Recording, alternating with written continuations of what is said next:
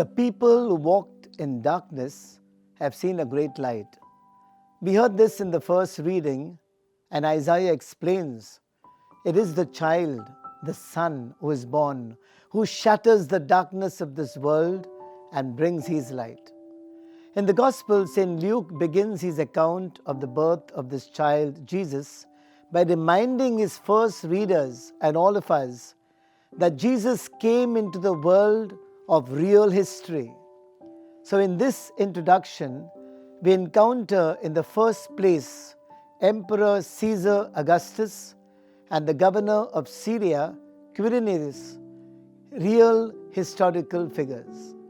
We hear about a known census which was designed, as is the case with the census in our times. In our own country, the central government announced about a national census in the coming year. Luke wants to point out that Jesus was born into the concrete reality of history.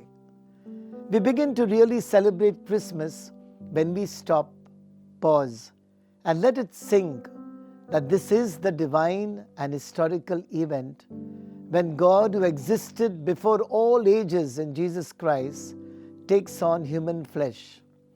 We understand true Christmas celebration when we leave the hustle and bustle aside, when we attend Mass and experience calm and serenity, and when we share that precious moment not just with one another, but with Christians all around the world, in places torn apart by war, in homes where relations are frayed, among those who have no home. That's when a great light is seen in the darkness. Christmas can and must change hearts. Christ brings people together to think differently about who we are as individuals and as a family of humankind. The God revealed in Jesus Christ is not the God of a magic wand who turns the challenges of life, Cinderella-like, into a fairy tale. Jesus tells us that being human is about being really authentic. If our Christmas is only about Santa Claus and snowman and so on, then we miss the message of Jesus and our lives will remain within the artificial and superficial. The story of Jesus' birth is also about the harshness and the sinfulness and the self-centeredness which exist in human hearts, which Jesus came to change. But all this can so easily be institutionalized into structures in society which entrap and imprison. This is happening all over the world. Christmas is not just a day, it is a way of life. None of us would be here if we had not encountered and had been accompanied on our way by our ancestors who followed the path of the self-giving love of Jesus and gave themselves for us.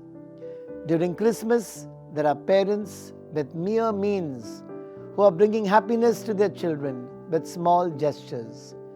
Loneliness of many who live on their own will be brightened up by someone who calls on them. The hearts of many mothers and fathers will be warmed up by the phone call from a sadly missed son, daughter, grandchildren who had to migrate. In the second reading, St. Paul's letter to Titus reminds us that God's grace was revealed in Jesus Christ, who made salvation possible and taught to give up everything that does not lead to God. Jesus takes on human flesh and tells us who God is and what it means to be a human person. In Jesus, God and humanity are united, and we learn that the way to the fullness of our humanity is in following the way of Jesus. Essentially, offering our whole life for Him, reflecting His love, and making the world better as He would want us to do. May the peace and joy of Christ fill your heart this Christmas.